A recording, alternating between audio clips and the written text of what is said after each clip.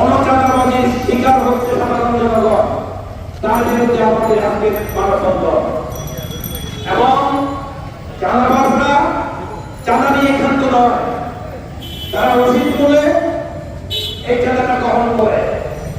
ব্যবসায়ী ঠিকানা বাসের যারা ব্যবসায়ী, গাড়ির যারা ব্যবসায়ী, তাদের কয়েক গ্রুপে চাঁদাবাজি হচ্ছে। চাঁদার পরিমাণ অনেক গ্রুপ বাড়িয়ে চাঁদাবাজি করা হয়।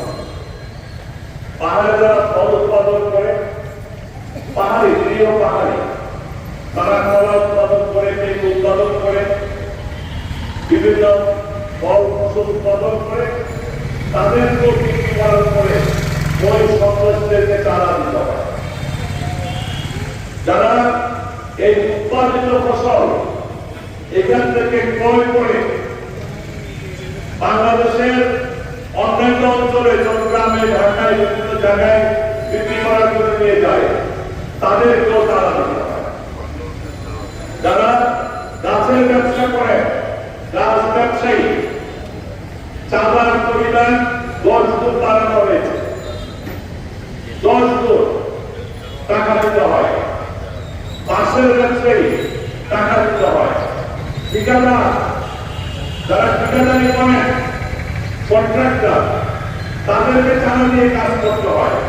রাজমিস্ত্রি যারা মিস্ত্রি কাজ করেন, রাজি সাব কন্ট্রাক্টর, তাদেরকেও টাকা দিতে হয়। যদি টাকা দিতে হয়, উৎপাদন করলেও যদি টাকা দিতে হয়, বিক্রি করলেও যদি টাকা দিতে হয়, যারা ফেরি করে, যারা ওই যে হান্ডি জ্যাক বিক্রি করে, এসকাদের ব্যবসা করে, অনেক এই পর্যন্ত 18 জনের তালিকা আমার কাছে আছে। 18 জন বিক্রেতা, তারা ব্যবসায়ী পাহাড় থেকে আজ পর্যন্ত তারা করে পেয়ে গেছে। তাদেরকে টাকা দিতে হয়। বিভিন্ন এজেন্সিগুলো তারা সাপ্লাই ব্যবসা করে, গোলাপ থেকে শুরু করে পানি, বিভিন্ন খাদ্য দ্রব্যের আইটেম, সকলকে চাঁদা দিতে হয়। কুমিল্লা, বরিশাল, নোয়াখালী, সিলেট এবং বাংলাদেশ, পার্বত্য চট্টগ্রাম ও বাংলাদেশ এটা অংশ নয়।